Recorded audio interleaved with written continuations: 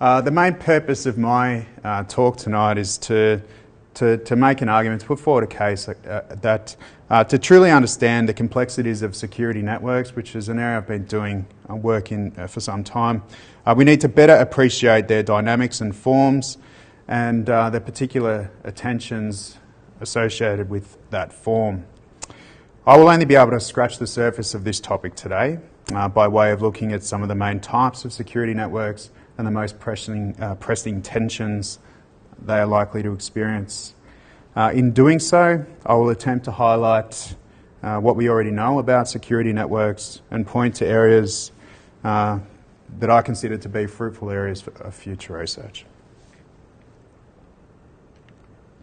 As is custom, I will start with some essential definitional issues, particularly when we use the term network. There are many ways that the network concept is used. The most common, however, is as a metaphor. The kind of idea that we live in a network society, or it's used loosely to suggest that a group of actors may have some kind of relationship or ties without ever sort of unpacking what we mean by those relationships or ties. Advancing network research, particularly security network research, requires moving away from the metaphorical use of the network concept to use the network term in at least one of two different approaches. The first is as a method of analysis. It is how a set of actors are networked. That involves using various analytical techniques to examine the patterns of relationships or ties amongst a given set of actors, the implications of those ties for the network and for the actors. And the actors might be individual actors or groups of actors. In a network sense, using network analysis, actors can be any particular entity. They don't necessarily need to be individuals or organisations.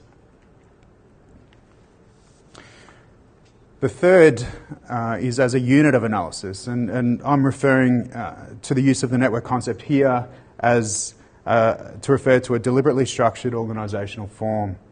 Actors or nodes are usually organisations or specific units within organisations. And I'll be focusing on this form in this talk. That is not to say, though, that both forms cannot be used together. For instance, a very useful and currently underdeveloped area of research, particularly in the context of criminology, is the use of network analysis techniques to examine the underlying ties or relational patterns of organisational networks. That has been a huge area of research in organisation science, for example, the sociology of organisations, but much less so in criminology. Security networks can therefore be defined as groups of three or more legally autonomous actors or nodes that work together in deliberately structured organisational forms intended to achieve individual and shared goals. For them to be security networks, those goals obviously need to be security related, but they can vary considerably. So I'm now going to look at some of these in more detail. In a recent review paper, Benoit Dupont and I found that security networks have been empirically studied in a range of areas across the security field. Most of the research is focused on either low policing, such as local police partnerships or urban security, or high policing, such as intelligence and counter-terrorism. There has surprisingly been not a lot of research on areas in between. The high-low policing continuum, though, is a useful construct to begin to think about some of the dynamics of security networks, the differences between security networks, and the tensions they are likely to experience. For instance, at the higher end of that continuum, networks are much more likely to have pretty strict constraints placed on information sharing and more likely to experience tensions due to overlapping goals and objectives between security actors. At the lower end, there is usually less cause for conflict in terms of particularly which agency is in the lead, given the lead agency is often the relevant public police entity. And in most cases, there's usually only one.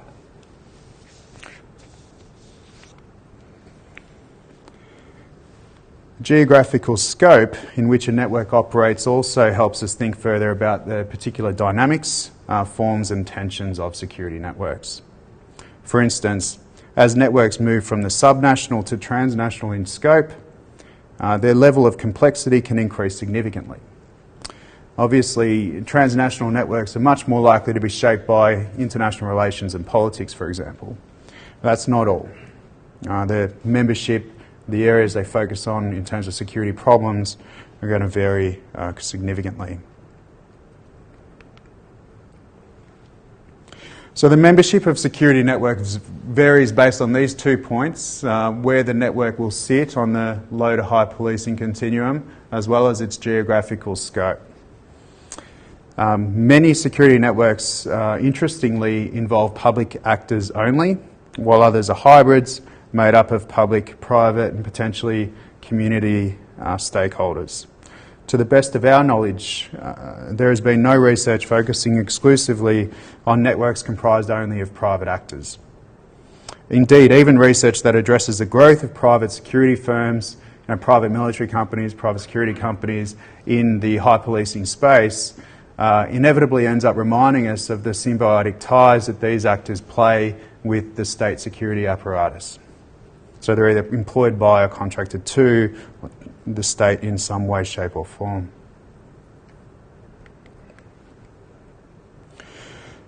The distinction between formal and informal networks is often made. It's an important distinction for a range of reasons, but it's not easy to untangle for a range of reasons.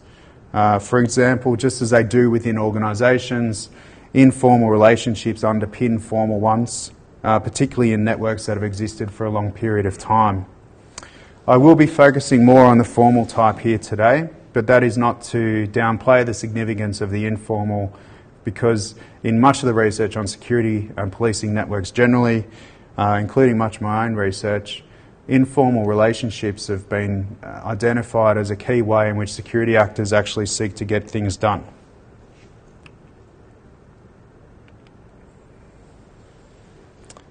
I want to talk about some of the properties of security networks, and the easiest way to do that is to distinguish between structural and relational.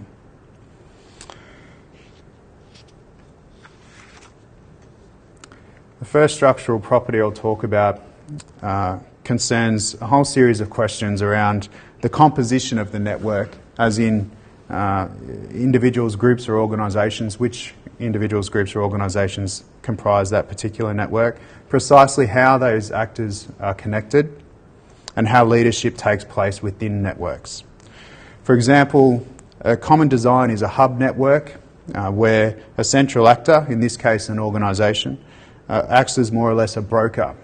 Information is coordinated, or roles and responsibilities are determined or coordinated essentially by that central actor or broker. But network design is rarely fixed. Networks are referred to as dynamic forms of organisation. They constantly change and evolve. Some actors may sit on the periphery of a network and come in and out of the core as the need arises. And that agility is often referred to as a key strength of networks. The resources, now, it's quite clear that the type and amount of resources in terms of, say, knowledge and skills and capabilities is going to influence significantly the extent to which any network, as it would any organisation, is actually going to be able to achieve its goals. Level of goal consensus. I mean, goals influence, as I just mentioned, the design of the network, as in which members, which actors are part of a network. It's a driving factor in terms of which actors come in and out of the core and periphery.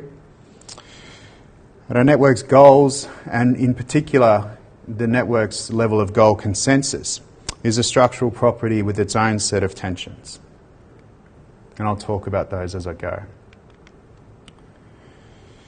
Policy refers to many things, including the legal and operational agreements, such as memorandums of understanding, the legal classifications, requirements around information sharing, for instance, intended to regulate the terms of exchange between actors. In a less formal network, they may be just a tacit agreement.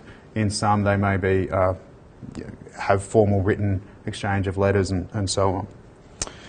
Now those policy agreements will tend to specify requirements or deal with tensions around information sharing compared with information protection, which are key tensions for security networks as well.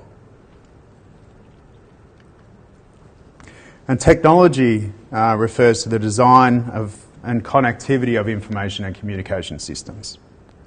We've seen increased efforts to connect security actors nationally. We continue to see increased efforts to connect security actors and provide them either with greater links with each other or with different forms of data to share, such as just last week we saw the push for a national database for the sharing of driver's licence photos, for instance, which itself has raised a whole series of questions. But we've also seen technical problems, including capacity and interoperability, continue to limit connections between security actors. So technology is, as I'll mention later on, it's often a problem as much as it is a solution to often the very same sets of problems. I'll talk about some of the relational properties. Organisational relationships. I think it's often more accurate to think about networks between independent security agencies to actually be comprised of distinct organisational units as opposed to comprising representatives that actually speak for organisations as a whole. Police and law enforcement agencies, in Australia at least, are becoming increasingly large and geographically diverse. If not geographically, definitely more and more functionally diverse. As such, the interests of organisational units are not always aligned. Often they can be in direct competition with one another. They are clearly in competition with one another within the same organisation when it comes to the allocation of internal resources, for example. Interpersonal relationships. Interpersonal relationships underpin these organisational relationships or can take an entirely different trajectory which is haphazard and unpredictable. In some cases, interpersonal relationships pre-exist or even supersede organisational forms. They can, in fact, often be the basis for forming security networks in the first place, such as a relationship between 2 people, 3 people across separate organisations can be the basis for what actually emerges at an organisational or institutional level after that. They can also be a key reason why networks fail because of relationships between key people. So networks clearly involve different organisational cultures between network members. I've argued in some prior research that working in and through networks can and likely will over time change organisational cultures. So networks that exist for long enough have a relatively stable membership and involve fairly regular interactions between network members can also evolve their own cultures, and these can be more than the sum of their parts. They can be completely independent of the organisational cultures which have come together to form them. So in network language, security networks promote homophily, where actors become increasingly similar. Cultural differences, at least then in the sense of barriers, can slowly break down between security actors as they increasingly work together. So that, however, is an interesting area for further research. Much of the research on police culture, for instance, is yet to move beyond treating police organisations as independent units of analysis to consider how working in and through networks can actually change police cultures. Trust also exists at the interpersonal and interorganisational levels, as in the trust one places in an individual from a partner organisation and the trust one places in a partner organisation itself. So it's entirely possible that a person can trust an individual from another organisation but not trust that organisation as a whole. So trust, like culture, is a potential source of tension in security networks, particularly where there are grounds for distrust, either perceived or actual grounds for distrust. So I now want to talk about some ideal types of networks or different forms of networks, and I'll start with information exchange networks. So information exchange networks are those that are designed to facilitate the sharing of information across intra or inter-organisational boundaries. So a good example, a relatively recent example that's been talked about a little bit at the moment, is the Australian Cybercrime Online Reporting Network, which is a national policing initiative that allows the public to report instances of cybercrime and recognise and theoretically at least, hopefully, avoid certain types of cybercrime, such as romance scams and the like, which have been talked about a lot. Yet there doesn't appear to be a shared understanding yet of what ACORN is designed to achieve. That is, whether it's essentially just a measuring tool to try to determine how much cybercrime, loosely defined, is taking place in Australia or elsewhere, or how cybercrime is actually being responded to by states and territories when the data that is being reported and uploaded on cybercrime, or ACORN, is pushed out to state police. My strong sense at the moment is that it's much more about measuring or trying to measure cybercrime than it is about trying to ensure cybercrime is being responded to. Interesting though to note that the majority of public, I would suggest, still don't know what ACORN is and wouldn't know how to report instances of cybercrime if they wanted to. So many people that might walk into a local police station and say, I've been a victim of cybercrime and this is what's happened. In many jurisdictions around Australia, they're just getting encouraged to report that on ACORN. But as for what's happening after that, it's still quite a mystery. Other examples include the Australian Criminal Intelligence Database, which itself has existed for a long time and existed in another form before it was the Australian Criminal Intelligence Database. And the proposed new National Criminal Intelligence System by the Australian Criminal Intelligence Commission, or ACIC. The NCIS, as it's referred to, is supposed to be a system to share criminal information or intelligence for frontline police and other intelligence users in all jurisdictions. And it's supposed to be at least designed according to technical standards that are making it much more integrated and easy to use. Like all attempts to design systems like this, though, it's currently confronting various legal and policy challenges, as well as operational security concerns, amongst other things, some of which I'll touch on as I go. The second type I'll talk about here is the knowledge-generating networks. And those are networks intended to generate new knowledge and to distribute this knowledge between organisations. Examples include possibly various fusion centres, although, as David Bright and I are discovering, it's important to recognise that fusion centres are not all the same. Some can be quite different. They vary based on design, and they also vary based on the ideal types presented here. Some fusion centres are focused almost exclusively on information exchange, whereas others are using information to try to generate knowledge, such as intelligence assessments, for instance.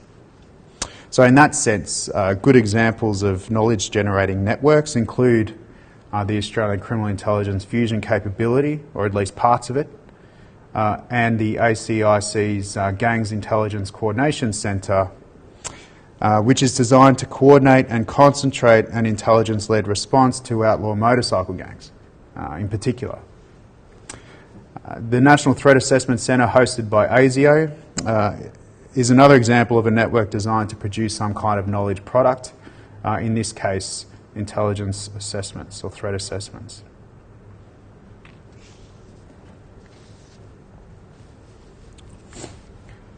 Networks intended to develop responses to so-called wicked problems. So that is problems that cannot be divided into neat parts and allocated to individual organisations to respond to alone or in isolation. Can be thought of as problem-solving networks. Examples are currently growing in a whole lot of areas, but I'm going to focus on cyber crime and cyber security at the moment, where I think they're emerging considerably. For instance, the Australian Cyber Security Centre brings together cyber security capabilities across the Australian government, but not just there. It refers to itself as the hub for public and private sector collaboration to combat cyber security threats. A recent example of another initiative developed to deal with or try to deal with cybersecurity issues, which does not involve security actors at all, is the fairly new Oceania Cybersecurity Centre based in Melbourne, Victoria, which is interesting because it's a collaboration of 8 Victorian universities with support from the Victorian government, and its mandate is to develop training programs and collaborations with industry to increase awareness and educational opportunities, conduct research on issues to do with cybersecurity. Just putting that out as another possible example. There are many more we could talk about, particularly in that area. The final type, or ideal type, is coordination networks, or those networks designed to coordinate joint responses and service delivery across organisational boundaries. Examples include the AFP's Fraud and Anti-Corruption Centre, which is essentially a multi-agency task force comprising the Tax Office and ASIC and a whole series of other agencies to try to work on joint shared cases. And joint counter-terrorism teams comprising state and federal police and ASIO, which exist in most Australian states. In some work that I've been doing with a colleague, Adam Molnar, we've looked at the dynamics and tensions associated with security networks that have been established, that were established to deal with the security of the Brisbane G20 summit in 2014. And those networks involved a whole series of tensions, which I'm going to talk about later on. Of course, I should be clear up front that these 4 network types are not mutually exclusive, and networks do not exist in static forms, or rarely do they exist in static forms. So virtually, of course, all networks will share information. Information is essential to achieve all of these objectives here. But in some instances, information sharing may be the only goal, or at least the primary goal. And such as what appears to be the case in many fusion centres that we've looked at overseas, for instance. While in other instances, information is shared in order to achieve other goals, which might be higher order goals or more difficult things to achieve, such as generating knowledge or solving problems.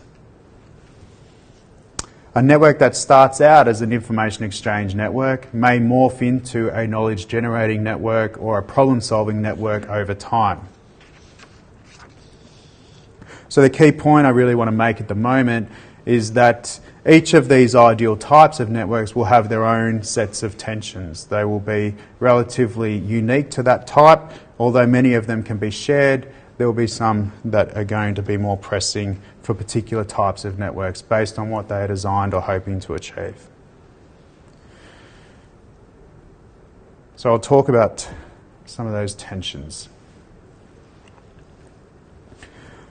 Drawing on the wider network literature, particularly the work of Keith Proven and Patrick Kennis and colleagues, I will discuss some of the tensions underpinning security networks. Many of these apply to many different types of networks. Some of the examples I'm going to try to draw out are exactly how they will apply to security networks in particular. So a classic tension exists between efficiency, as a measure of speed or of outputs over inputs, and other desired outcomes such as effectiveness. It's not easy, unfortunately, as many of us know, to be efficient and effective at the same time, but certainly to maximise both. That tension also applies to inclusiveness. A common theme in the literature on networks, and most of the empirical research has borne this out, is that networks need to build trust through collaboration.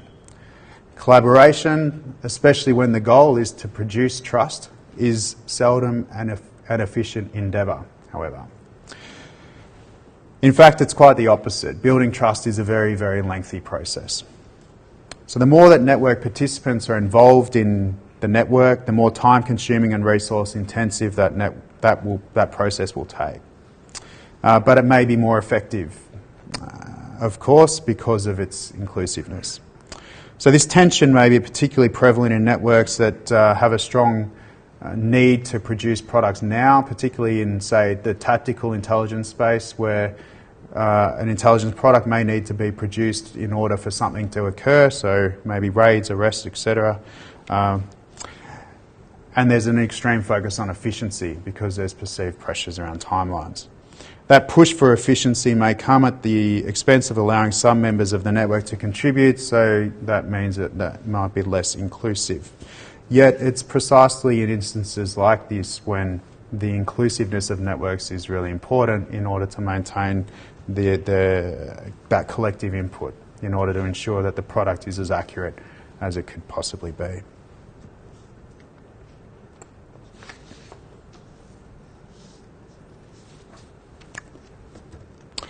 A second critical tension refers to legitimacy, and I'm using legitimacy in a particular way here.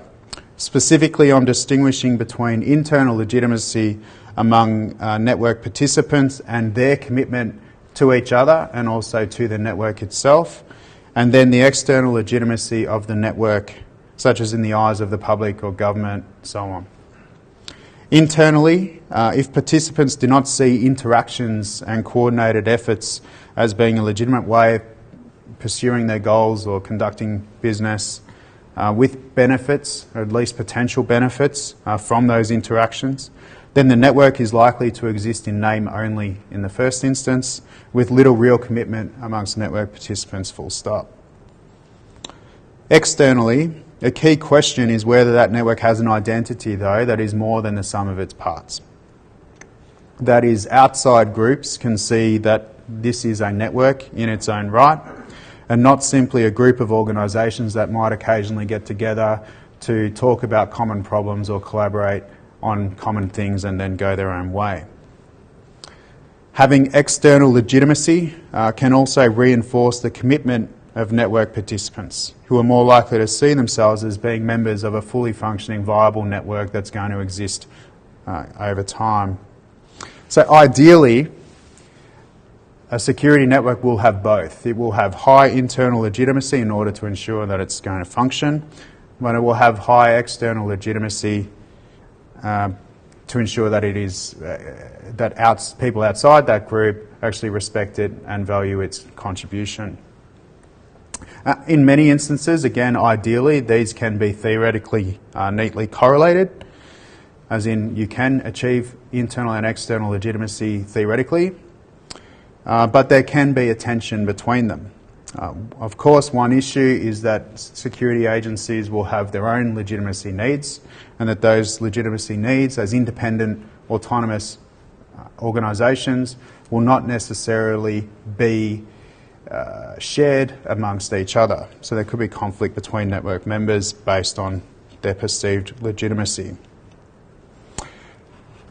Those needs are also potentially compromised by the objectives or the needs of the network as a whole.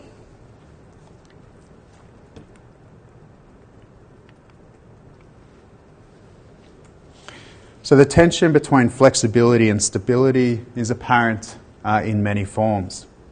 So networks are referred to typically in the literature quite often as flexible forms of organisation. As I noted earlier, it's this flexibility that when compared with the ideal types of at least hierarchies and markets on the other side, networks are referred to as being the most flexible form of organisation, and it's this flexibility that gives networks their advantages over hierarchies which can be cumbersome and bureaucratic. At the same time, networks that are not simply focused on a temporary short-term goal must focus on sustainment, so they must come up with strategies to ensure its ongoing survival and existence. So stability can be important for maintaining legitimacy as well, including internal legitimacy among internal participants and also the external legitimacy, as in how it's perceived by outsiders, as well as, and perhaps more importantly, relationships between network participants. The more that network members work together, the better they are able to appreciate their unique ways of thinking and acting, their different strengths and weaknesses, and so on. So this tension is particularly acute for security networks, given the constant rotation and turnover of staff in various organisational units, particularly within policing organisations, as well as other security organisations. Now, this rotation and turnover of staff often happens for good reasons. Sometimes it's unavoidable, but it clearly causes disruption within networks. It's come up repeatedly in research on security networks, and including a lot of my own research. In some research I'm currently doing with some colleagues looking at specialist cybercrime units, for instance, turnover and loss of staff is a key concern for police organisations around the country. Particularly pressing for cybercrime given the loss of technical knowledge and skills which take a long time to acquire. Now, policing cybercrime is a quite different field of expertise to what police do day to day, yet the rotation requirements with police organisations mean that people generally won't stay in those units beyond a set number of 3 to 4 years. In most cases, in order for them to advance their own careers, they might need to rotate out of those organisations. So that's been a tension for policing cybercrime around the country at the moment. But it's also just that idea that moving people from one unit to another, when we think of how units are collaborating with other units, they're not working independently within organisations, they are working with other organisational units in other organisations, particularly in crimes that cross borders, such as cybercrime. It causes constant disruption for networks, especially knowledge-generating ones where that tacit relationship and dynamics that are built up in a particular space are really key to being able to produce real, meaningful knowledge.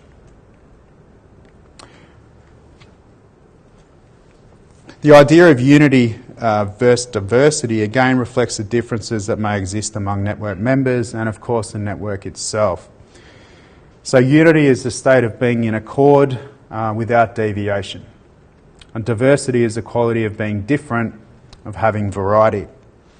Now, both are critical, particularly in the context of security networks. So unity is required in order to achieve network goals in the first place, as otherwise network participants would focus almost exclusively on their own goals. So diversity helps to promote alternative thinking, which is essential, such as in areas like groupthink, which has been pointed out in much of the research on intelligence and intelligence-led policing, or intelligence more broadly, as being a key consideration. So each of these have their own sets of tensions. So this slide's here just to point out that on each of these 4 categories there are trade-offs that occur from one to the other. How far one network should go toward one end is dependent, of course, on 1,000 variables. Generally speaking, though, it's not ideal for a network to focus too much on efficiency at the sake of inclusiveness, particularly when networks themselves are designed and there to bring together a diverse range of organisational actors for a broader goal. The dotted line between internal legitimacy and external legitimacy is there to just highlight that point I made earlier about whether it is possible to achieve both. That's an area for future research.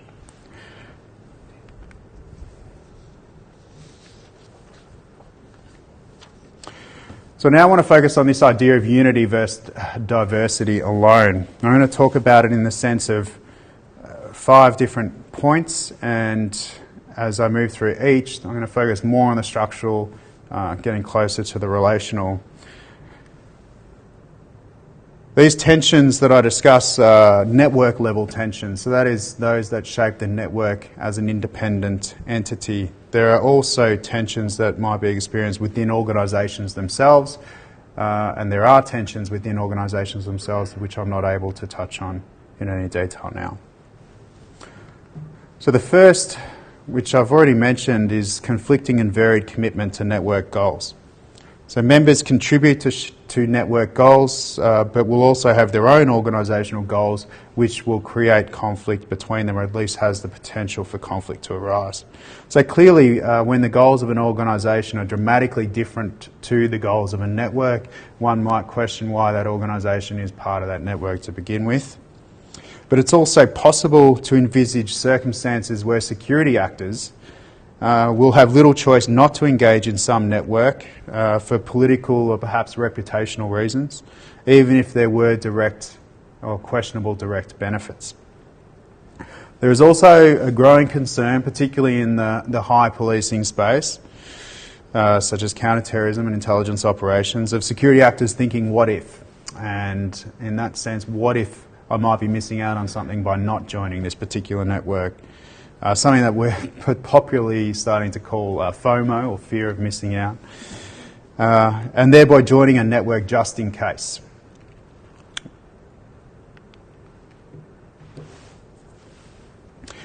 Conflict can occur when network members feel that areas they are responsible for are being impinged upon by other members of the network, or perhaps the network as a whole. A lot of so-called turf wars have been presumed to shape relationships between, for instance, state and federal policing, and of course not just in Australia, particularly where mandates and objectives overlap, when they clearly do in a lot of instances. In my research though, at least in the Australian context, that appears to be shifting in areas where state and federal police are interacting more and more together. Again, classic examples include organised crime and terrorism, but not just in those areas. So there might be still the prospect for tensions to occur between security actors over which will receive kudos, for instance, such as when making arrests, which are key performance indicators often for law enforcement organisations. Some groups have discussed with me quite interesting, tacit, unstated ways of trying to address this issue by perhaps just simply rotating arrests from one organisation to another. And they might have a system where they work that out, which is just negotiated between those in the room. So by definition, almost, working in networks means a loss of autonomy for organisational participants. Power becomes dispersed. Even powerful network members can rarely simply assert their authority, they rather need to negotiate its terms. When organisations act independently, they make their own decisions, typically making their own decisions. In a network, the connectedness of organisations means that they are interdependent. So the decision of any one organisation can have a ripple effect, influencing the activities and decisions of many others. A mistake or a perceived mistake by one organisation can have consequences for everyone attached to that organisation. A good example of that, a good recent example, was the fallout from the Australian Border Force Operation Fortitude, where the Border Force seemingly wanted to conduct, at least that's how it was reported, visa checks in Melbourne in August, 2 years ago, 2015.